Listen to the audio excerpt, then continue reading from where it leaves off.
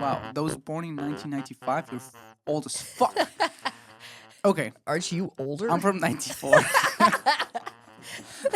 That's why I know, because I know You're what old as 31 fuck. feels like. I get to say it. We're recording. Yay. We are live now. Well, not live, you know what I mean. Yeah. What's up? Okay, my last 2 days, Yes? no, my last 3 days have given me whiplash because I don't remember if I mentioned this on the I was laid off a while ago. Yes, you I don't remember mentioned if it. I mentioned this. I mentioned this, which means it's not that I was laid off, it's that my company is shutting down. So there's no work, which means I mean it's fine because I don't have to do work.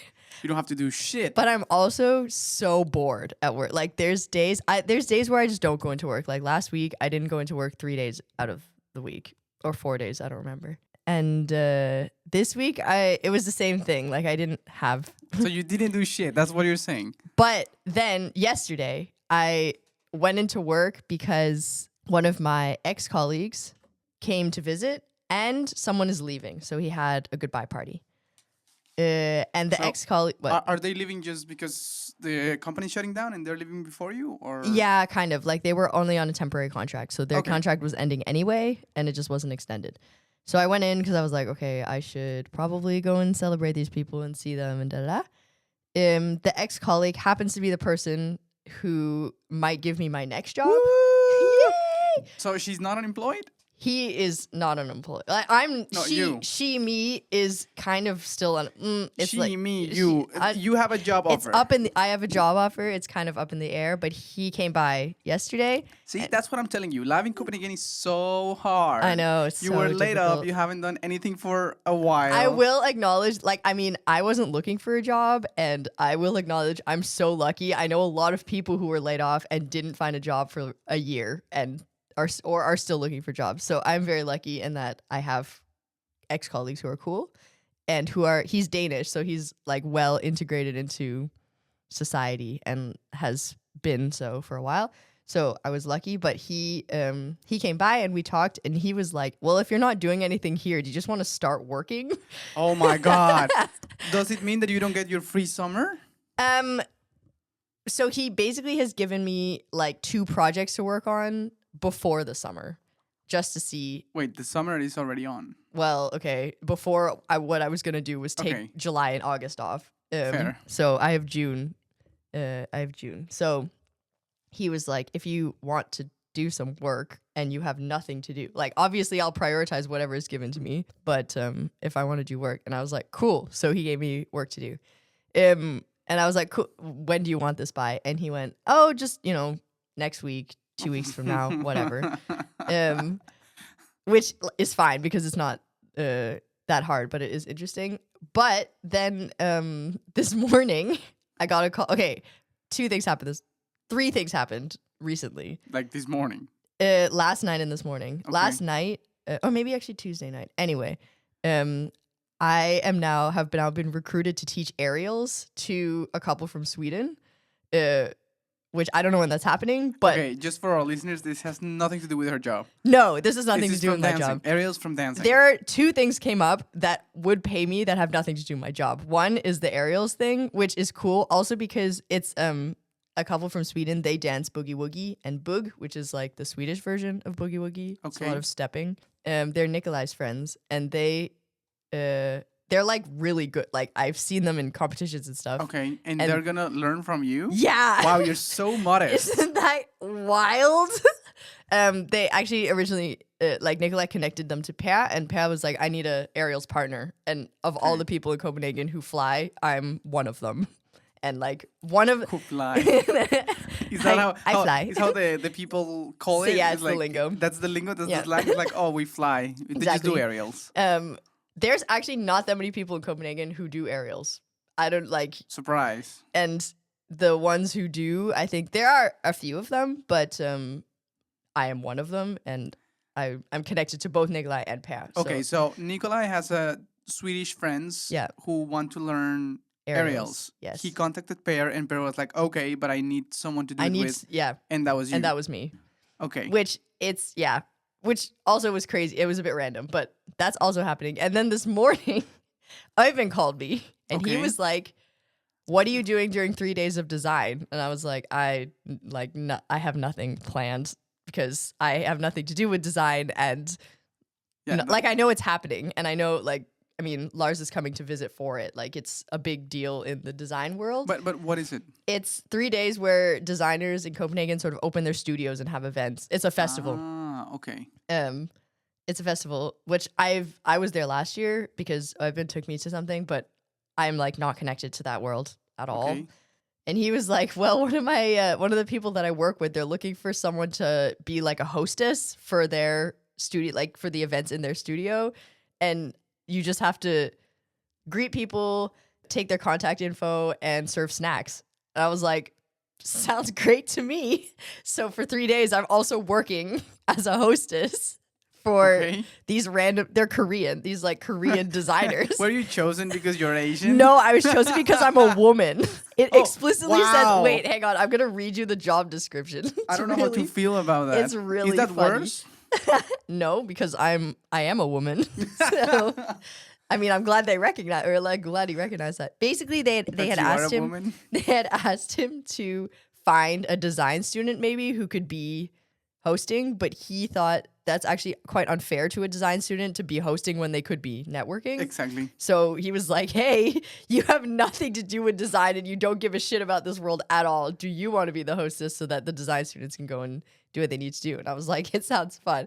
But the last sentence, so it's like description of the role, requirements, and then the last sentence is, "Given the cozy size of the venue and the need for delicate catering management, a female staff member would be preferred for this role." Wow. That is amazing. Yeah, and that's they, me. They could have also hired someone gay or something. They could have also hired someone gay, but I think they're thinking about size. And I don't know what need for delicate catering management is. Yeah, you're not delicate at all. No, I think And- they just need. I mean, they're Korean, so I'm sure there's gender roles are very strong in That's Korea. true. I'm sure true. that's oh, what so that's from the Koreans. that's from the Koreans. Okay, I thought that was from the It's not- Danish description, and that was No. impressed. Like Denmark no, would no. never. That's from issue the that. Koreans, and I think it's because they had to like justify why they would want a woman. They can't just say, Mm. "Can you find a woman?" And Oyvind is gonna be like, "Hey, this one speaks Japanese," Which is not Korean, so it doesn't. hey, it's close enough. It's not. My Korean friend understands Japanese. Like, I know if that's you that's grew up- one data point. that's I know. one data point, and also if you grew up in Korea or Japan, there might be some overlap because they're very close to each other. Exactly. But me knowing Japanese doesn't mean that I know Korean, and just No, because no. a Korean comes doesn't mean they know Japanese. Also, older people probably don't. But these Korean, it's like me going to Portugal and Spanish my way through life. I can tell you, as someone who speaks Japanese, and I lived in Korea for 4 months and learned some. You they lived don't in even. Korea for 4 months? Yeah, I did an You're exchange full there. of surprise. Oh yeah, you told me. I did an exchange where there. you don't remember anything because you were wasted Yes. the entire time. But I did learn some Korean. The sentence structure isn't even the same. Like okay. there are some similar words. Do they speak like Yoda? No, Japanese people speak like Yoda. Like the okay. verb is at the end. Okay. That's also German. Koreans kind of do, but like the sentence structure is a little bit different. I think but I don't know what the Koreans have in mind But as like this a is woman. amazing. You were side questing so I've hard. side quested 1, 2. Yeah, I'm now on 3 side quests while I still have my original So job. you technically are still working your main job. Yes. You were offered a new job that is Yep. basically starting as soon as you want. Yeah. You are paid for teaching aerials. Yep. And you didn't mention this, but you're also getting paid for some Yeah, I'm dancing dancing performances. this Friday to also being paid This Friday, tomorrow. tomorrow. Yeah. Wow. Okay. and now you're also catering to Koreans. Yeah. That I'm is side very questing so hard. impressive. And my philosophy, I think the lesson I've learned for this is complain really loudly about being bored, and then okay. people will come to you and give you things. But be careful where you do it. Yeah, Don't do no. that at work. No, no, but like everywhere in your life, you're like, Yeah. I'm doing nothing at work. I'm bored as hell, and like not that you resent it or like I'm not that I'll find things to do. and I have found things to do. But if people know that you're bored, they get these random calls. They're like, That's I don't want to true. do this. And they're like, Valerie's bored as shit. I'm just going to give you her. want to come pick up garbage for an exhibition? Exactly. I do like that's the other thing. Oh, my other side quest is my garbage exhibition finally open. And when I say my garbage exhibition, it's not mine at all. You just collected I garbage, collected for garbage the artist. For the artist who now has opened his exhibit in Aachen, and it's called The Garbage Man. And it's this guy, you know, the guy who makes trolls. Yeah, the guy who makes trolls in Denmark. They're Yeah, very famous. They're very famous. He now has an exhibit in Aachen, and the premise of it is the trolls broke into Aachen and they built their own troll. Okay, I didn't know that was the premise. That's interesting. It's actually really fun. It's kind of cute. I went on Sunday. Sunday. Went on I was Sunday. windsurfing. Yes. Oh yeah, went on Sunday, and it's also fun because I went and I saw some of the garbage that I collected. I was You like, were oh, there's a kayak. I found that. Yeah, there's the unicorn that I found. There's Okay. the weird like punching bag. Like, it was And what fun. is interesting is you were not even recruited by the artist. You were No. recruited by the assistant of the artist who is Tatiana's boyfriend. Yeah. Yeah. But I got to run around in garbage for 2 full days, and it was She so is fun. a raccoon. I'm so convinced you are a raccoon. You know what? I don't disagree, and I'm flattered. I love raccoons. I think they're so cute. I've never seen one in real life. Really? But I Oh, man. never. They're not a thing in Colombia, and also I don't not know. here. Are they a thing? No, they're not a thing here. I also think that there's different.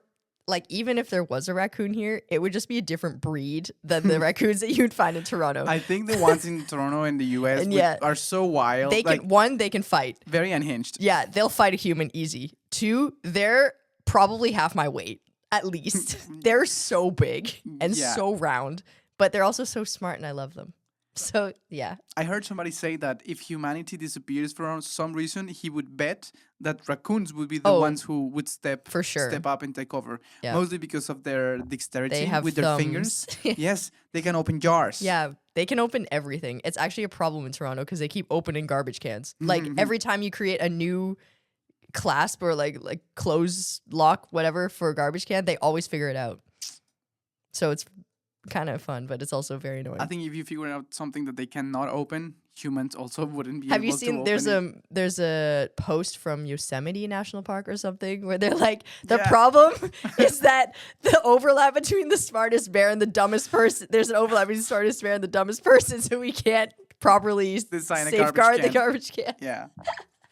Anyway, that's me. How are you? Wow. I didn't know that. And we live together. I know. Incredible. Well, I Well, haven't seen you in a while. It happened maybe. yesterday. It happened yesterday. And exactly. yesterday, yesterday you had a migraine. I had a terrible migraine. I was coming back from work. That's the takeaway. Don't go to work. Don't go to work. I was coming back from work, and the train was. I was seated in a way where I was getting the reflection from the sun, and I think this sensitivity got me That's not good. a migraine, and it took me down really hard. Oof. I was having nausea and No. And this morning I like bended and not. I didn't hurt my Did back. you hurt your back? No. But like my head was just like, oh man, no, please don't do that. So it has been a day. Are you feeling better? Yeah, much better. Okay, good. But still, like I cannot exercise. I cannot bend down. Yeah. Yeah, it takes a while. Like after peak migraine. Yeah, it takes at least 48 hours. Yeah. Ugh, But I was this close, but I didn't throw up from the nausea. Good. Like good. You didn't throw up. I Bad didn't that throw you were up. that close. Yeah, But hey, you know what? What's a little vomiting every once in a while? Just gotta and then you're you're good. and move on with your Yeah, life, right? exactly. And this morning when I had breakfast, I was so hungry, of course, because I didn't have anything for dinner yesterday. Oh yeah. And the lunch yesterday at work was so bad.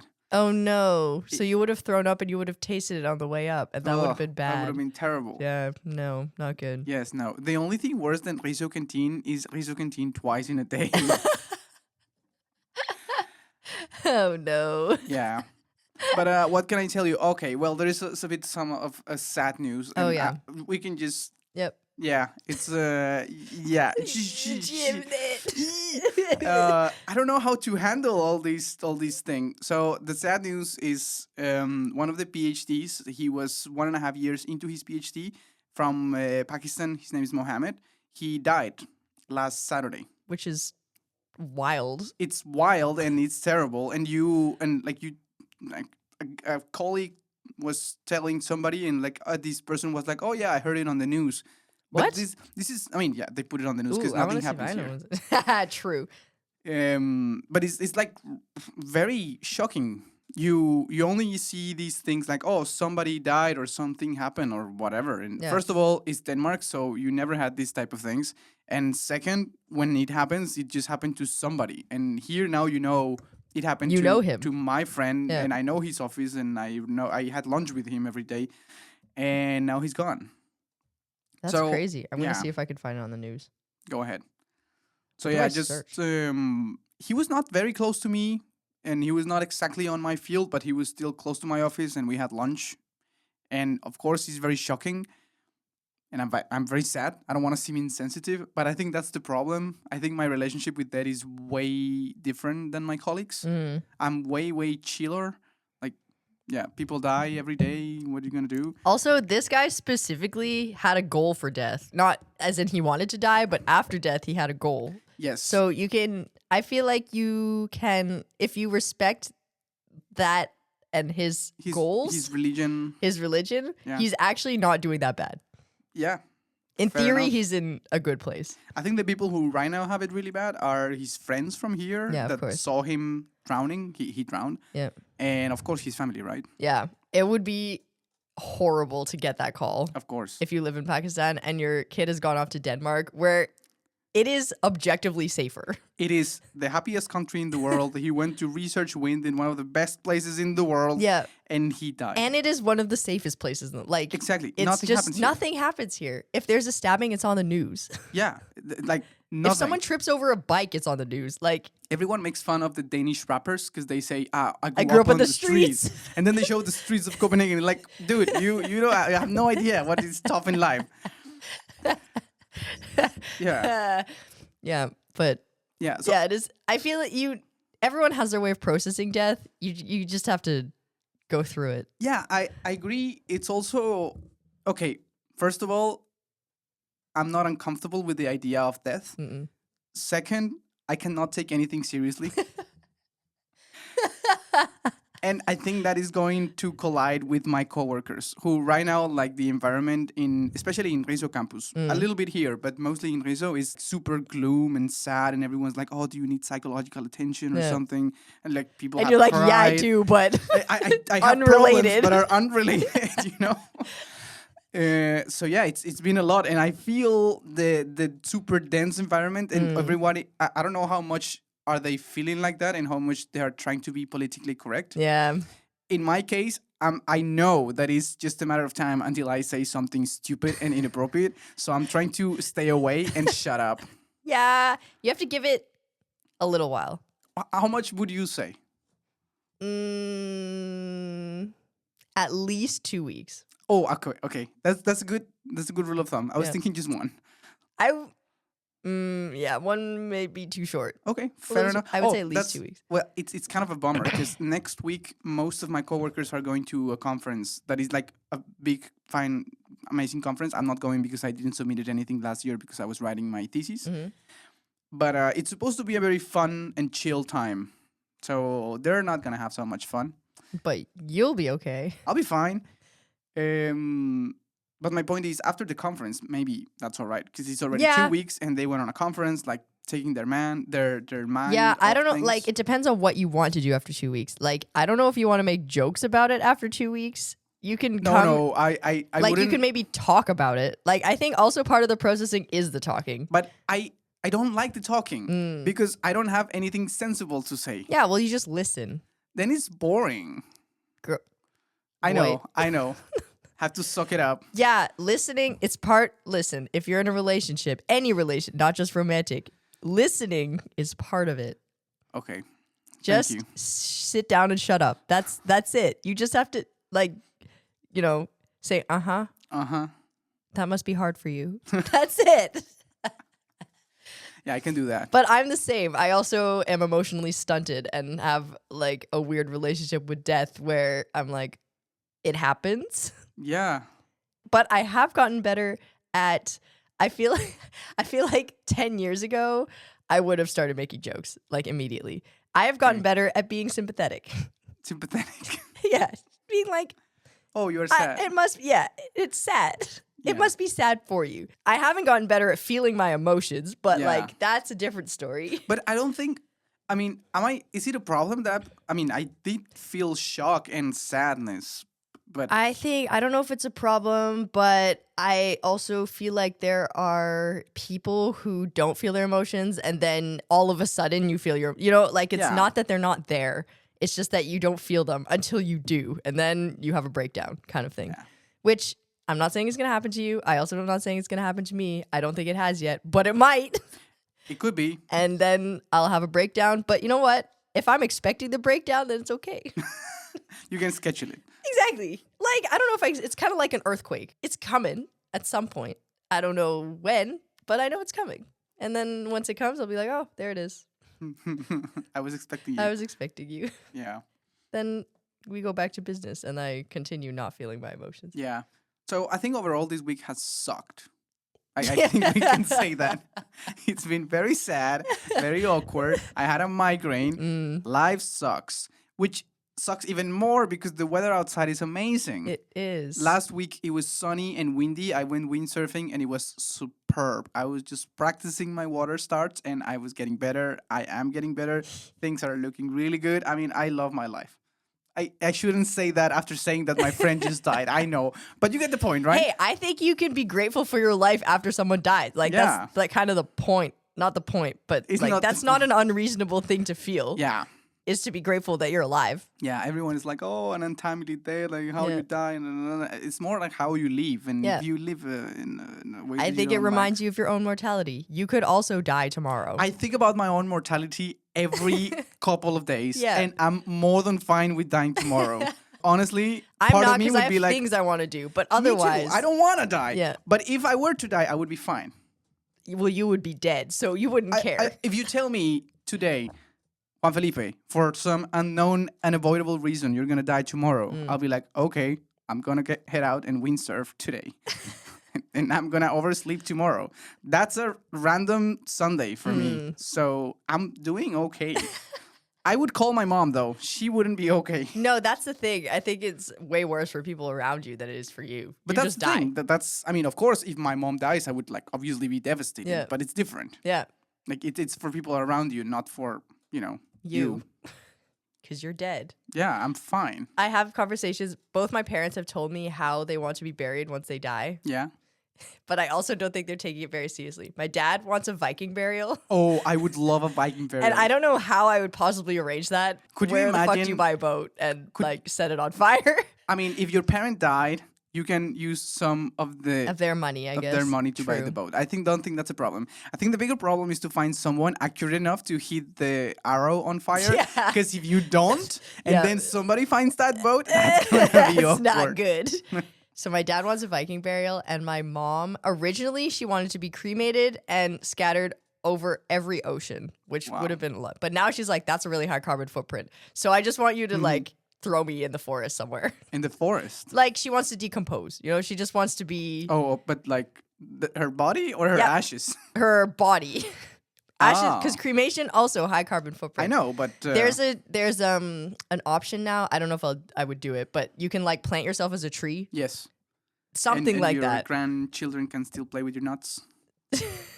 Is it a nut tree? It depends what you plant. I don't know if I would plant her as a nut tree. I don't know. But anyway, that's what she wants. So, but like we talk so openly about death. Like both my grandparents died when I was fairly young. Like on my mom's side, I feel like death is just sort of like a thing that happens. And my family as well. Death has been around, Yeah. and I know how my parents they want to be cremated and they want to be left in a certain church and Easy. yeah. I don't think I've had this conversation with anyone from here, but don't you dare bring my body back to Colombia. Okay. Even if my mom wants, like, no, please just cremate me here and throw me in So the you want to be ocean. cremated? Yeah, yeah. Okay. Cremated and in the North Sea. Cremated, thrown in the North Sea. Can do. It's very easy. Should I put you on a windsurf board and you just float out? No, what a waste of a board. That's true. Waste of a board. I guess. I mean, the board will come back apparently. Exactly, without me. So Okay. Could do that. I haven't really decided what I want. that brings me to some other thing that happened on the weekend, and it was very sad. But it was not a sad weekend because it was your birthday. Yeah. Yeah. Yay. I Woo. am 1 year closer to 29. death. Now that I think about it, wasn't your birthday when my friend died? Really? Yes, on Saturday. Well, happy death day to him. Ta-da. Yay. Okay, let's talk about your birthday. Let's talk about, I don't know, like I went camping. How did you feel on your birthday? What did you Nothing. think about what? That's not true. You had a felt- bunch of surprises. I had a bunch of surprises. Every year on my birthday, I'm so happy. I don't need a lot of friends. I've never needed a lot of friends, but I've always had like a group. And every year, the group kind of changes, which is kind of funny. Or like there's a different constellation. Like I have birthday cards from almost every year, and the signatures are different on all of them. Yeah, it was low key, like I wanted it to be. I went camping. We had a fire. We cooked pizza. That was an experiment that I wanted to try for ages, and it worked. And I was very happy cooking pizza on a fire. I gotta say, I hate camping, but I love making fires and You had cutting a wood. great time. I had an like awesome you could time. do all the stuff for camping except the sleeping outside. But That like sucks. but that's only part of the camping. Like most of the camping is doing the other things. That's great, and Yeah. I love that you did your camping first. I love that when you planned this, at least a month ago, Yep. you wrote to me, "I'm gonna go camping. I know you don't want to go camping, but you can just chill and then go home," which was perfect. Yep. Perfect. I like First- my birthdays to be catering to other people. No, as I well. love that you know that I'm a grumpy son of a bitch who don't want to sleep in the forest. Yep, I do. So You're a thank very you for indoor that. man for sleeping Yeah. specifically. And pooping. And and pooping. No, I think that's the other thing is I feel like I like when people know me. Obviously, like I feel like it's a kind of feeling where someone gives you something and you're like, this is exactly what I wanted. Or Yes. it's not even like you were thinking that's what you wanted. They just knew, and then you're like, oh yeah, I did want Yeah, this. or sometimes it's like, I didn't know that I wanted this. Exactly. Or like, yeah, and I try and do that with other people where I'm like, okay, I've heard I have a model of you, Yes. and I'm trying to extrapolate from that model what would make you happy. Or In a nutshell, that's what I do in my work. Yeah. You have a model of things and then you do things I and do see that- if they work. I do that not really at work, but I do it with all of my friendships and Yeah. all of my, and like I like it when I get something for someone, they're like, oh, There- what? There you go. Apply the scientific method. It's so good. And so I felt that I feel that most of the time. And I also think that's why I'm a very happy person, where I have a lot of people around me who know me very well. And so I'm never lonely. I'm never sad. I'm sad sometimes, but it's not to do with my friends. You know, it's like, it's a nice feeling. And then Yeah. on your birthday, I feel like that all comes together in like a big, happy, a lot of people who know you and have fun with you Yes. kind of thing. So in that sense, it was nice. I'm glad But you- I also had this like crazy kind of, it wasn't a revelation. I just had a thought because I left home when I was 18. My parents left home before me. They moved to Halifax when I was 17. You were such an annoying teenager that they just They left just you. left.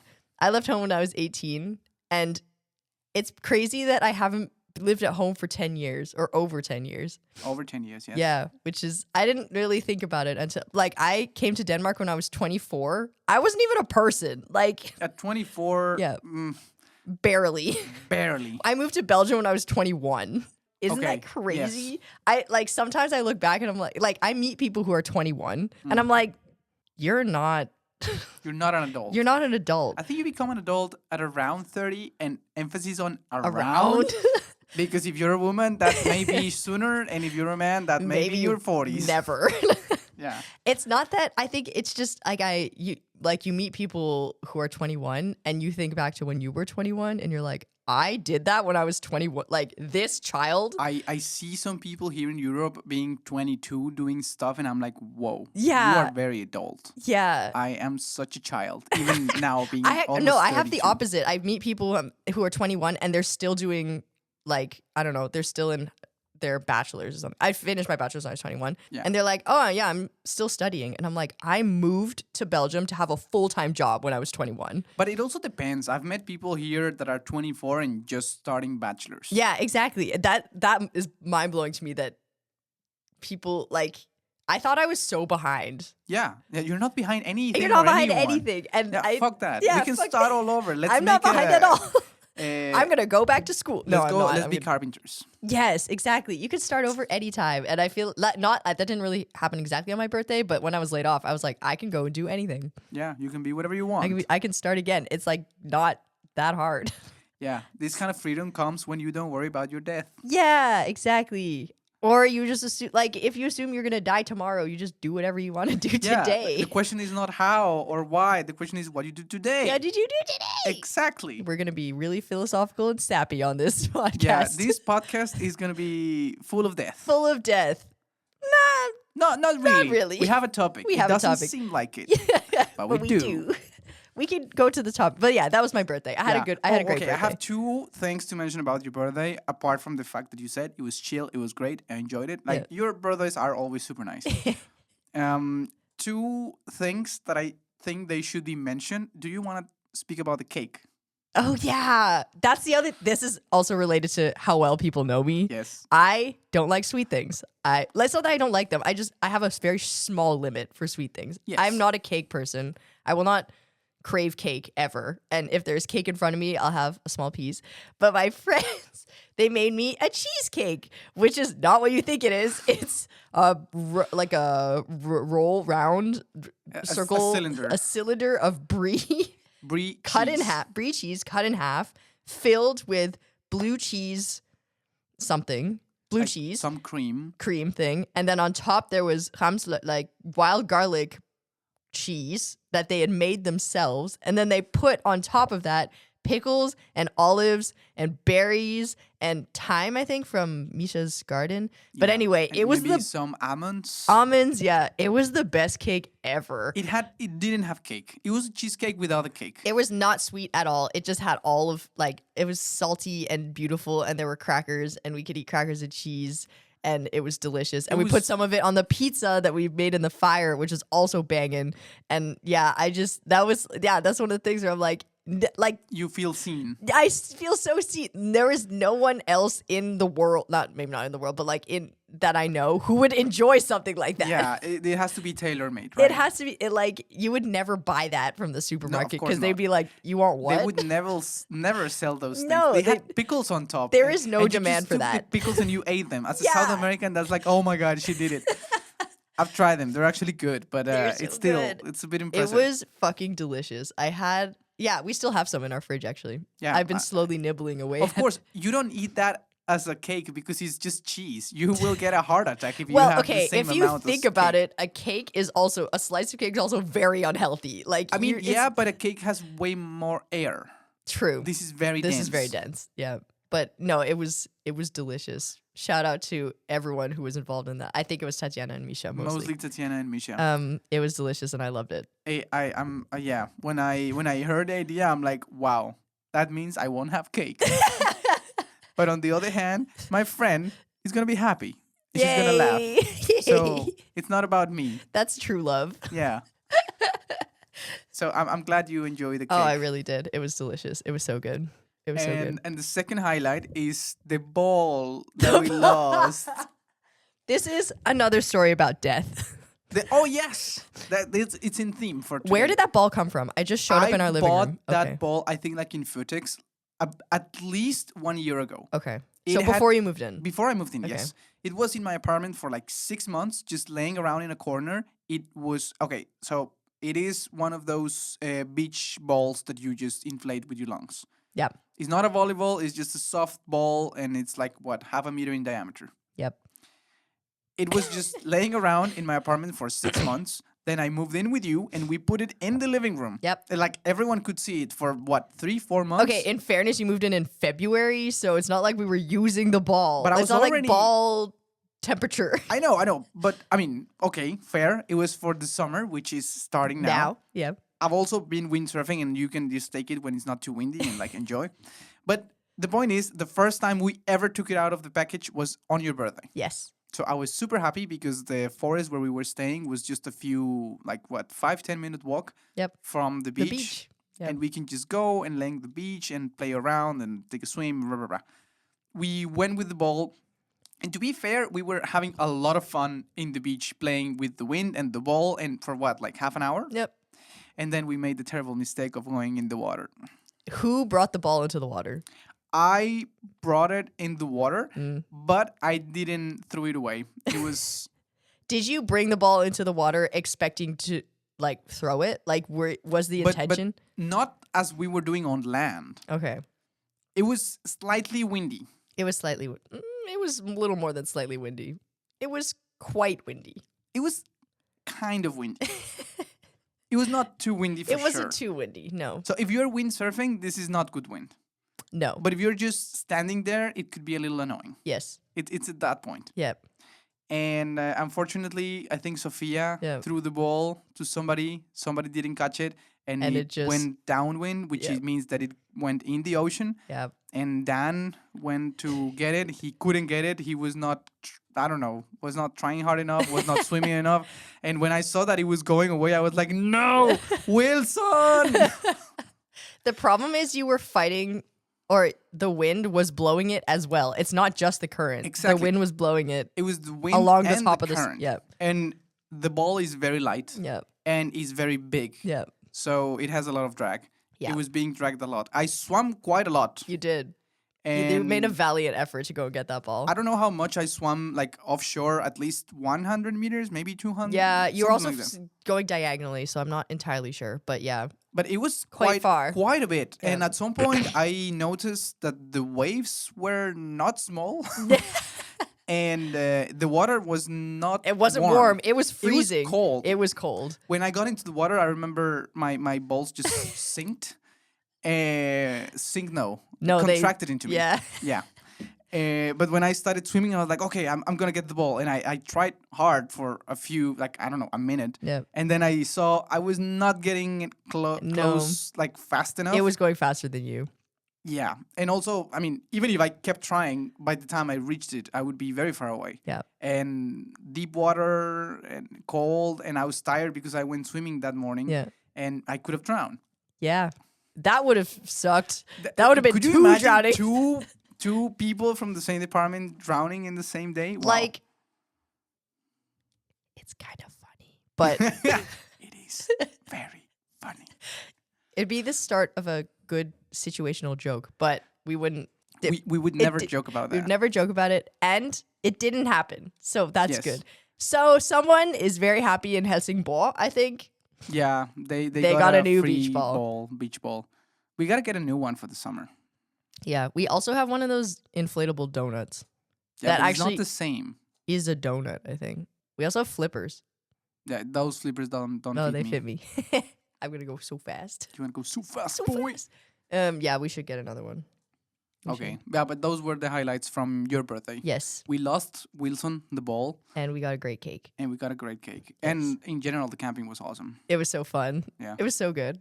It's pretty good. It was glamping, big time, Yeah. but it was good. Yeah, it was nice. Yeah. Anyway, we should move on to real talk. Yes. Oh, Smart yeah. things. Smart things. Welcome to our podcast. After that 40 40 minutes minute in. intro. Wow. Okay, so what do you say is the topic for today? The topic for today is climate change conference for phasing. Wait. Co-host takeaways on the first conference on transitioning away from fossil fuels in Santa Marta, Santa Marta, Colombia. Colombia. Yeah. What is that, Yay. Valerie? It is the first of its kind Yes, the first of Climate this kind conference of conferences. that is focused on not just what COP is, which is, for those who don't know, COP is an annual conference where every country in the world, or every UN country, UN recognized country, meets to talk about how to mitigate climate change. Yeah. So in that big conference, they all agree Yeah. on some points, and they say like, okay, we have these goals and we're gonna do this. Yes. One of the most famous ones is the one from Paris, Paris. 2015, Yep. where they have like very ambitious goals for climate change. But what they were pointing out of the problem of these conferences is everyone in the conference agrees to Yeah. those goals. Yeah. Which So- means that they mean nothing. Exactly. It means absolutely Having a nothing. consensus is useless. It's totally useless. And if you have ever planned a party and try to make everyone happy, it's Yeah. the same on a global scale. Yeah, imagine 192 countries, all with very conflicting interests, trying to agree on something. Yeah. That text doesn't end up being very exciting. Yeah, so you end up with a gray blob that basically doesn't Nothing. bound anyone to anything. Yes. And the problem is maybe if you have a bunch of countries that want to phase out fossil fuels, and then you have someone like Saudi Arabia of the United States who benefit from oil, they just raise their hand and they say we don't agree with that, and then there is no agreement, Yeah. and then that is not part of the output of the conference. Yeah. So Which the is idea, very inefficient. Exactly, it's terrible, and Yeah. we've been doing that for over 20 years. Yes. 30 years now. Yeah, almost 30 years. Yeah. It was in 95 or 97. 95. Okay, 97 was the Kyoto Protocol. There you go. So 31 31 years. years. Yeah. Wow, those born in 1995, you're old as fuck. Okay, Aren't you older? I'm from 94. That's why I know, because I know You're what old as 31 fuck. feels like. I get to say it. Yeah. So this was the response to that, which is fewer countries who are more willing to take action because their motives are more aligned and they don't necessarily profit off of climate change or things that cause climate change, like fossil fuels. And it was hosted, I think it's like, it makes sense it was hosted in Colombia. Colombia is actually very good with it made its NDC. It has climate On targets. paper, Colombia is one of the most wonderful countries in the world. Just don't live there. Yeah, but also on its actions, I think it's done quite a lot on phasing out fossil fuels. It used to be very fossil fuel Just burn reliant. coal. Yeah, but actually it's done quite well. Also in like reforestation and that stuff. doesn't make me feel good about Colombia. It makes me feel bad about the rest of the world. Yeah. Because I know how bad Colombia Colombia is. is one of those like leaders. You would Damn, consider it. We are fucked as a planet. So it makes sense it was there. It makes sense that they hosted. And it's kind of, it's one of those coalition of the willing situations where if you have everyone who's kind of on the same page, you can do more or you can agree more. Exactly. So the idea of this conference was we are not trying to set new goals. No. We are trying to set the working plan, the steps towards meeting those goals. Yeah. And as it was pointed out by Valerie, the countries that were invited were those that were willing to change, to do the things. So countries, for example, like Saudi Arabia or the US were not invited. No. So only China, countries, etc. exactly, China. Only the ones that wanted to make a change were invited. And from what everything that we're telling you is, we've seen a little bit about the conference, but mostly it's from a video from Simon Clark on YouTube, which is amazing. And what I found most interesting and two things exciting about the conference. The first one was how they were treated. Is basically they were put into small groups to talk, and they were not allowed to see their laptops. Yeah. And I think that was amazing. I think that's the grown-up equivalent of being a toddler in a classroom and being like, okay, you get to use pen and paper and don't use your phone. Or this is a group activity. Do the group activity instead of, watching TikTok. Yeah. So I think that was amazing. And also it made people a little bit more, responsive. Yeah. And they had this way of giving the feedback where in each conversation they would tell what happened, but they wouldn't say who said what. Yeah. So there's no way of backtracking or, finding out who did this or who did what and get some bad repercussions. Like people could just speak their minds and see what happens. I think that was brilliant. And it is quite required for this type of things. Yeah.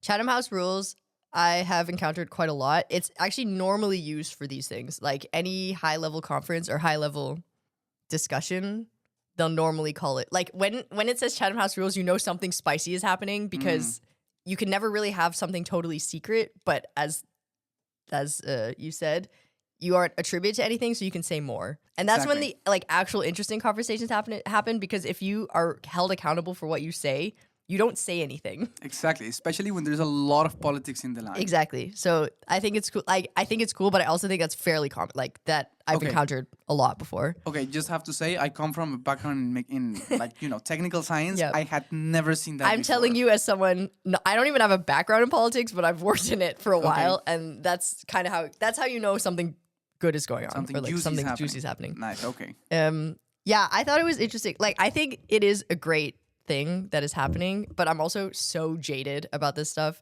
that the whole video I was like, okay, but nah. So there's a few main things. One, I feel like all these climate conferences, they take place in a vacuum. They don't really consider all of the other sort of geopolitical dynamics that are happening in the world. This includes COP. Like when countries sends delegates to COP, they send their climate delegates, Yes. which are different than, for example, their finance delegates or their, Minister of Finance or, the president or whatever, like, or, even the Ministry of Defense. Like all of these things are happening so differently, even or in different silos, even if they're very related.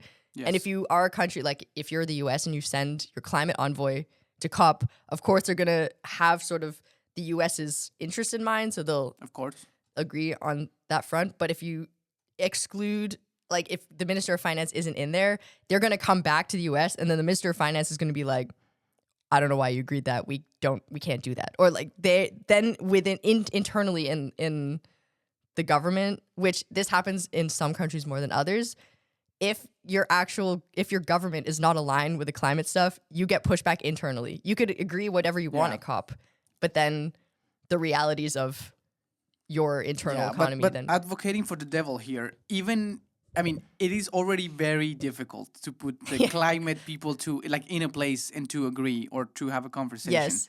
If you bring every other people, you wouldn't get anything done. But that's the problem is you don't get anything done anyway. You just have one more step. You've just sent a bunch of climate people and all the climate people are like, yay. And then you bring it back and then they're told, actually we can't no. do this. But how would you do it? This is the problem. I think, well, one, I think the coalition of the willing thing is actually a good thing. And this is also happening in the EU where the EU is like, we need to militarize. We need to work on the EU has stopped working on climate. But, they have priorities and especially on the military side. And they've stopped needing consensus. They've actually agreed like maybe only the most powerful 8 countries will decide on these things. Pros and cons. Pro, things happen faster. Yeah. Con, everyone else doesn't get a say in it. And I think this is also the problem with the coalition of the willing here is there's these 56 countries, they're relatively powerful like as a unit. But if you don't have the US and you don't have China, you don't have Saudi Arabia, they're going to keep doing fossil fuels and they're just going to sell it to each other. It's like I can't see how excluding bad people from the conversation is going to get anywhere because all the good people are going to do what they need to do, which is fine. But then you still have the US emitting. Like US and China are by far the biggest emitters and they emit more than the lowest 50 countries. I agree on that, but also what is the option? Not doing it? The option is from what I've seen, at least in the EU, I think making things like making an economic reason or an economic argument for it, like this also they've cited Trump in the text, where they're like in the video where they say this is good because Trump started this war in Iran and everyone knows, oh my God, we need to decarbonize because we can't have this. This also happened when Russia invaded Ukraine, and the EU was like, oh shit. We can't be relying on Russia for oil. We need to decarbonize. And then they put in a whole bunch of incentives that made it cheaper to be green or made it more reasonable, economically viable, morally viable. It made sense in that sense. And I think the incentives you need to create an environment where it makes sense to be green rather than trying to force everyone to be green for the sake of being green. Like to push the gradient towards it makes economical sense to be green. Yeah, which I think they kind of did here. They had a finance section where they were like, in the long term, it's cheaper to da-da-da-da. This has always been an argument, but having commitments, this has also sort of been a thing in COP, but hasn't really happened. They had committed like 100 billion or something to the least developed countries to help them decarbonize. That didn't happen. Like they sort of made this agreement that the richest countries would subsidize a green transition for the poorest countries because they can't do it themselves. Yeah. And if you're going to develop, you might as well develop green. Like you might as well not be reliant on, not do the trajectory that everyone else did. If you're going to invest, don't do it on a coal plant, do it on a wind turbine or solar farm or whatever. Yeah. That didn't happen because even if they'd agreed it in the COP text, they went back to their countries. Their countries like, why the fuck? Like, how? We don't have we money don't for have the that. election. We don't have money for these third world countries. And I don't know if this conference necessarily solved that. Like I think it's good on ambition. I think it's good on making roadmaps, I think, is a good thing. Though roadmaps, I think, to me, are a bit of a buzzword because I see them everywhere. I think everyone makes a fucking roadmap. You just have to follow the roadmap, and that's the hard part. Like, I actually don't think there's target setting, and then there's roadmaps. And target setting is the easiest, and everyone normally stops there. So roadmap is like, okay, cool. But then there's like, do it. Yeah. And we're still not doing it, which he did also acknowledge that we're only at the first one. Yes. It just gets exponentially harder to do it than it is, and like deploy that money and to go into debt for it and sacrifice other things that need to be also done in order to do this decarbonization. And I think I'm just so like incredibly jaded about the prioritization of governments for climate, especially now. Even if there's like this conference on Coalition of the Willing, the moment, I mean, you know, the EU also, this is also happening in the EU. The EU was very good on climate. It was like a world champion. CBAM came in. CBAM has not been implemented. They tried, but it still hasn't. But okay, CBAM actually is a good example. They implemented, CBAM is the Carbon Border Adjustment Mechanism. Okay. He also mentioned this. It's basically to adjust for, if you tell EU industry that they have to decarbonize, it becomes more expensive for them. They then become uncompetitive against imported goods from China, for example, that are made with coal. So the Carbon Border Adjustment Mechanism is to tax those or tariff the incoming Chinese goods based on their carbon footprint. Okay. That in theory is a good idea. Yeah. It was cool. I thought that was good policy, or everyone thought that was good policy. But now the implementation of that is delayed because they're realizing that, hang on, I need to formulate this argument. EU industry is operating at such a high price that they're, even if you tax whatever, anyone who's buying those goods can't afford them. So if you are making wind turbines, for example, and you make them green, and then you tax the Chinese wind turbines that are coming in, everything just becomes more expensive. It's not that anyone is, I mean, the government gets some money from the taxes. Yeah. Then the wind turbine developer is like, I just don't want to develop anything because all of these wind turbines are expensive. And after the Russian war, everything also became way more expensive. It wasn't just being green. It was like everything became way more expensive. So now they're like, if the CBAM doesn't help with competitiveness, what is the point of having CBAM? And the only thing is emissions. But being competitive will always win over emissions.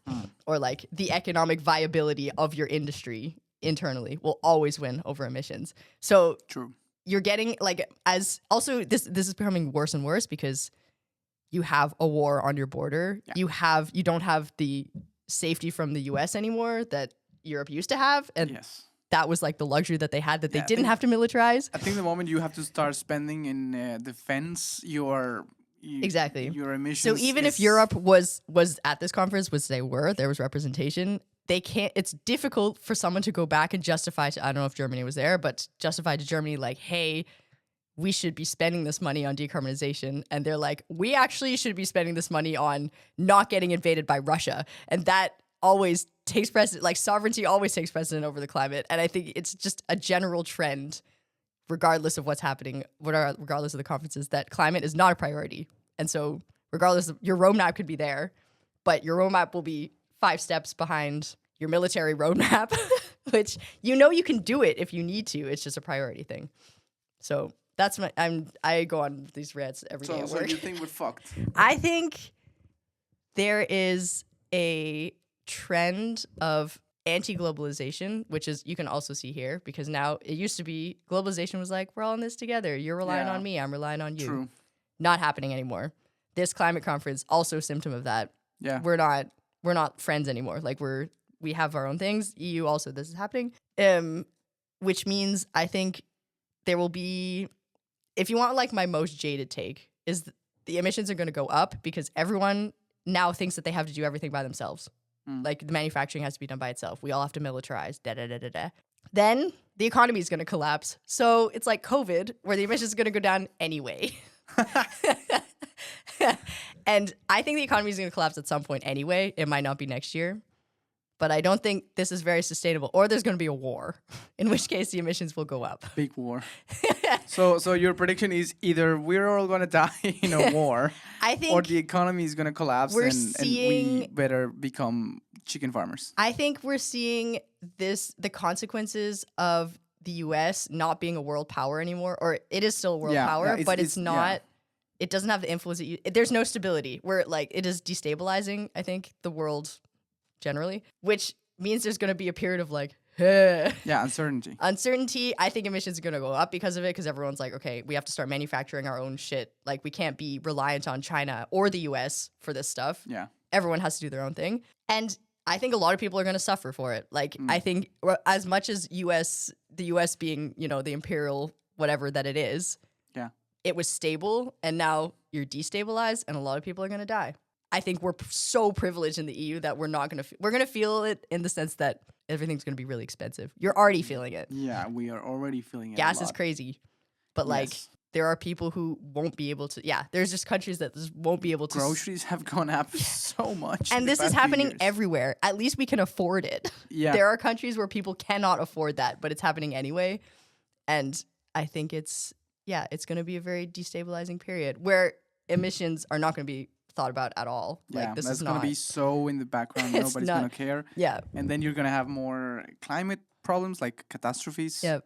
And and people are going to suffer. And good luck to the next generation. So I think with I don't think the conference is a bad thing. I just think it's not like, it's sort of like a little spot of hope in a lot of whatever. And it's like, if you don't have the willpower to implement, then, which you won't because you're dealing with other things, then this is all just like a little bit, you know. Yeah, but even if it's flimsy and everything, it's worth a shot. I agree. I don't think we shouldn't do it. I think there should be one next Okay. year.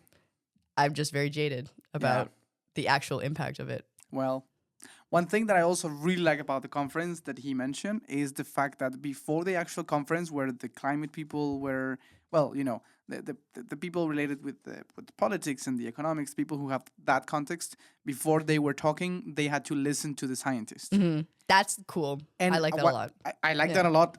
And the best part, and I think if an alien civilization was looking at this conflict, they would say, like, why didn't you do this 30 years ago? is usually scientists have these, you know, scientific method mentality where they just present the facts and a very objective interpretation of the data. But here, not only they presented facts, but also they gave recommendations. Yep. And I think if anyone is looking from outside, would be like, okay, why don't you let the people who know the physics tell you what to do? Yep. Like, or at least give you a recommendation of what to do, right? Yep. And they were giving recommendations like, do not invest in more exploring oil. Or if you're going to install something, do not use oil or do not use coal or whatever. Yep. Things like that. And I mean, of course, the advice is going to be different depending on the country and the context. But still, is like a concrete advice that you can act upon. Yeah. I thought that was the right thing to do in the conference. And I was wondering, why didn't we do that since 95? Because it's political. Yeah, that's the problem. That's the problem. You can't say don't invest. Well, okay. You can say that. It's just, I mean, I also think when countries agree on these things, they have considerations in mind around, even if the finance minister isn't there, they can't say we're not going to invest in oil and gas if that's in their national strategy, like, and it's going to be prosperous for them. I can say that as a country, like if I'm Tuvalu and I don't have oil anyway, easy. Yeah. But if I'm Canada, AKA Denmark. Yeah, if I'm Denmark, I do that. Denmark actually did a fun thing because they sold all of their oil to Norway, which like controversial. Interesting. Yeah, they used to have oil fields. That's why still used to be called Dong Oh, Energy. that's true. Danish oil and gas. They used to have like fossil fuels, but then they sold it all to Norway. Yeah, but we figure out that these countries windy as fuck, so might as well use Exactly. that. And Denmark, I think, is a good example of someone, they just did it. They didn't need their stupid conference. They just did it. Like they were like, we're going to make a strategic choice to invest in wind. And then they did it. But it's a very small country, very homogeneous, and very fucking rich. That's also true. But I mean, Norway's also rich, but they made a strategic choice to do oil and gas to get richer. Yeah, and look at them. And look at them. They're doing great. They're doing great. So I mean, you can like make whatever I think it's easier. I think there is a benefit to having fewer decision makers. Yeah. So you're not doing consensus. And I think this coalition of the willing is a good thing. I don't know how, if you have a country like Tuvalu, they can commit to this and say, oh, yeah, we'll do our best. But like with finance, they're relying on other countries to finance this. Yeah, of course. And they do not have an economy unless they have it. Like, it's just, they get so, but I'm also really jaded. And I will say that, like, that's my biggest disclaimer is I've been doing this too long. And I'm so jaded about how world politics are. I haven't seen like a single thing where I'm like, yeah, that makes sense. That works. Is that why you're so happy you were laid off? I was definitely not like, it's not that I was, I think it was, everything is so interesting. It's like watching the world burn really slowly and you're like in the front seat. It's really fun. Yeah, I do feel our generation is having that feeling. Yeah. Especially you in politics. Yeah, it's just, I mean, climate politics are just, yeah, so right now. And so, yeah, I feel like I mentioned this on other podcasts. I had a week every day, or a day every week, where I would just be like so jaded about everything. I would be like, everything sucks. And then I would forget all that and then keep working. So it's like, well, I just gotta keep going. And I still have that mentality. I think it's still important to work in climate change. And like my next job will also be climate change. It'll just be less political, less geopolitical, more Danish and like local, which I also think is important. But yeah, at this point, every time something comes across my desk, they're like, oh, what about this? And I can think of like 6 reasons why it won't work. And I think I need a break because I've just been so jaded. Just like the meme, like, I'm so tired. Yeah. Like, you know what? Take it from here, kid. Exactly. Every time I see something where they're like, oh, we've started this new thing and it's going to be cool. And I'm like, ugh. I've heard this like 800 times. It never worked. So yeah, now it's fine. It's good that you're here because I would have just gone on a rant on like how bullshit this all is. But you and here I am like, whoa, this was a great idea. I mean, I don't think it was a great bad idea. I don't think it was a bad idea. I think it was a great idea. But I also just I can't. As you can probably tell, I'm far more oblivious to all those problems. No, but I think it's good. It's good to have someone who I think I've just been too into. This is also me and all my colleagues. Like we're all sort of in this hole. Also because it's been a year since Trump was elected, or a little bit more, and this whole year has been like Trump's done this shit. I remember the day Trump got elected, and you just wrote on the chat, "I need to drink." You never drink. And I was in Stuttgart at the time, like, what happened? And then I turned on the news, and it's like, oh, this happened. Which it's I feel like there's levels of politics. There's like really high level, which is Trump gets elected, and at the really high level, he's like destabilizing a world economy. Yeah. And then there's all the stuff that happens under, and I'm at like the top level, which everything actually does suck. And then, but I think I tend to forget that the layers below aren't necessarily insignificant. There are nice things happening just a little bit lower, which the climate conference is. True. But I'm always stuck up at the top where I'm like, everything is dying. Yeah, you have different levels of stratification that makes things different, right? Exactly. Like but my job is at the top. My job is like, prime minister, president level, China and US going into a Cold War kind of thing, like AI, whatever. Existential risk kind of thing. Yeah. And then you're in Denmark and you're like, actually, everything's fine. And you're in Denmark and then the sun is out and you're like, okay guys, let's go to the beach. So I think I need to be pulled out of it every once in a while. So this is good because now I'm like, okay, I got all my shit out.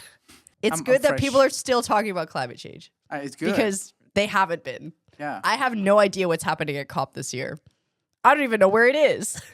Where the fuck is COP this year? Is it because you were laid off? No, it's because COP doesn't matter anymore. No one gives a shit about COP. in so long. Maybe Glasgow was like the peak where everyone's like, something's going to happen. And then it didn't. And then they didn't give a shit anymore. Yeah.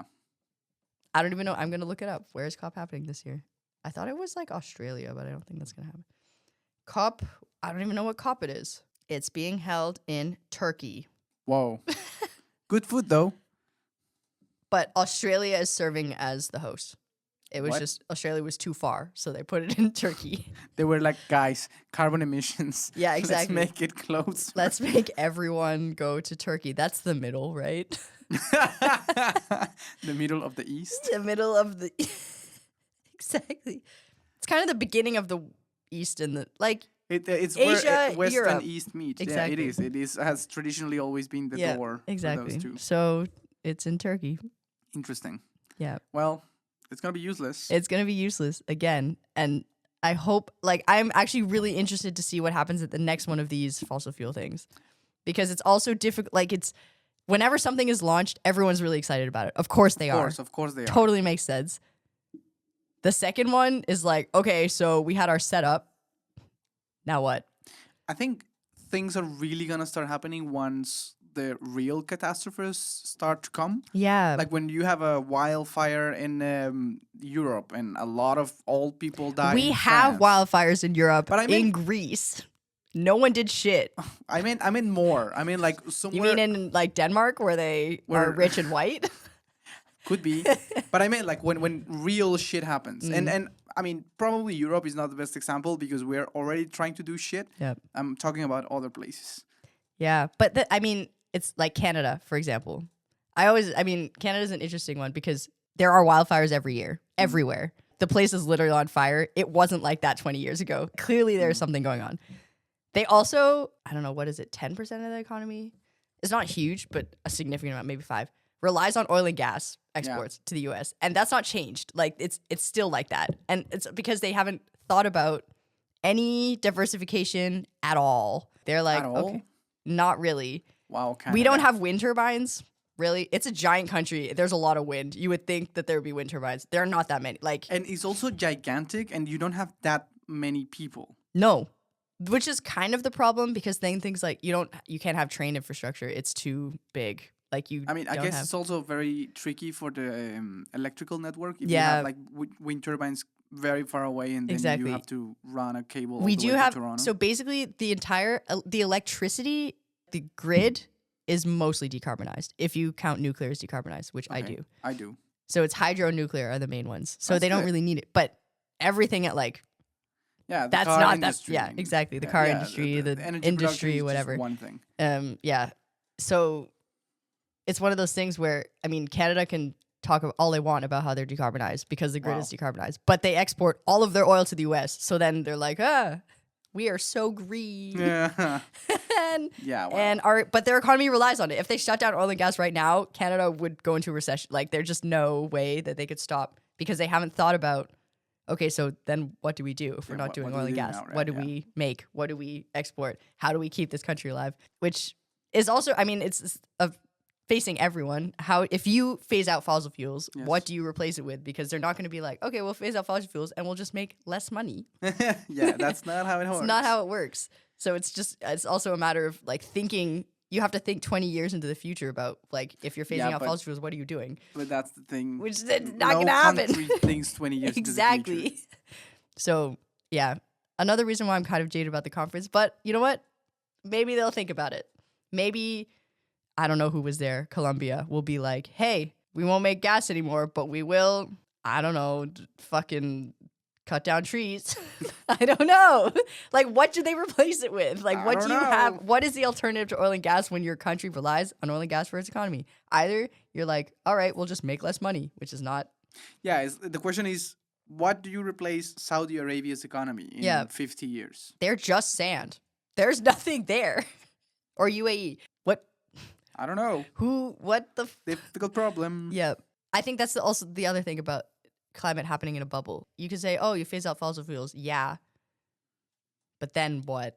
Yeah, but then what do we do? Then what do we do? And I Yeah. think, I mean, this is my like really gloomy version of it is you do go into a recession. Like there will be There will be. a lot of places that won't be able to. I mean, inevitably, we will not use gas anymore or oil anymore because Yeah. either we're going to run out or we're going to transition just because it makes economic sense. Yeah. And then those countries will be like, okay, Now what? now what? Yeah, also, there will be a recession in one way or another. Yeah. Like we're using And people more will die. resources People than die when would there are be- recessions. Yeah, yeah. And like that is going to happen. And then Yeah, the emissions will go down. Yeah. Hey, COVID. It's us. Exactly. Wow. How do we even call this episode? Somebody died. Now we're killing the planet. And we Everyone had good is news from the tired. conference. Everyone's tired and gloomy Everyone's- and jaded. Wow. Welcome to our podcast, everybody. Wait till I start my new job, then I'll be like, yay, plants! Chickens. Yay, chickens! I love farming. What do you have for the suggestion of the name of the episode? Can you just put like a skull emoji? Oh, I don't know. I don't know if you can do emojis. I don't know how to type that. Bitch. Bitch, you call Can you just- yourself a millennial. Can you just put it on your phone? I don't know, maybe. Do it on your. If someone from work is listening to me, oh, I'm so sorry. Like in general. There's only one person from work who follows me, and he loved the video. Oh, great. I don't know if he actually listens to the podcast, but he loved the video. I think our video was so awesome to edit and to do, and Yeah. everyone has been like, "Wow, that was a great Maybe we video." should stop doing podcasts. Maybe we should just become Stupid. TikTokers.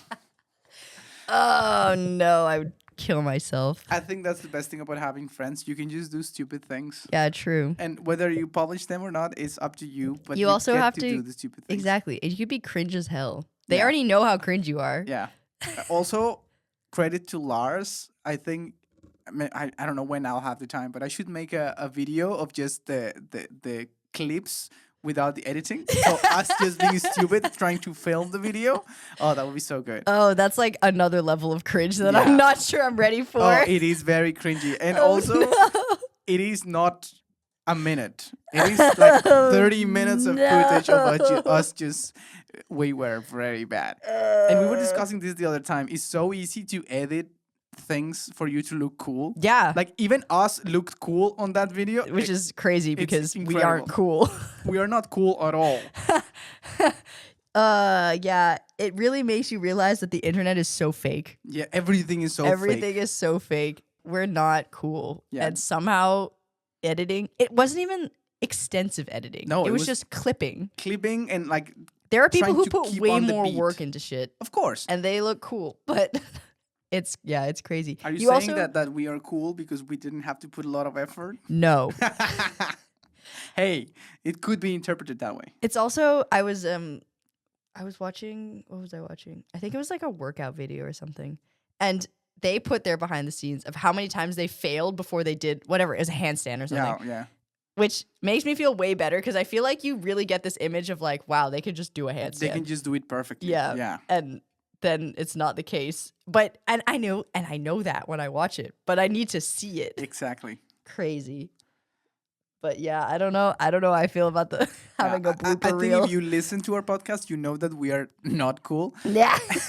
That's really unedited. That's just pure loser. Yeah, that's pure loser. 1 hour and 15 minutes. Yeah. Yeah, but it's just our friends listening, so it's okay. Yeah, it's okay. We love you. We love you. And you somehow somehow tolerate us. At least I have fun. We have fun. Have so much fun. Yeah. Well, I don't know. We need to look for. Okay, I can just put that's a title, skull emoji, like right skull emoji. Do it in the square bracket so they know it's So it looks It's like like a- your yeah. the code didn't render properly or something. great. I'm gonna do that. There you go. See, this is This how episode cool we are. was or brought to you pathetic. by Death. Death, official sponsored of Among Titans. We're aiming for Novo, but Death is close enough. Death is close to everybody. All right. Any closing arguments apart from everybody's gonna die and nothing ever works? Nope. No? Nope. Okay. But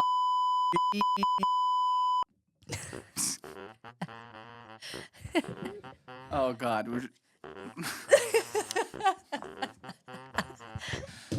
At least we all had fun. Yeah.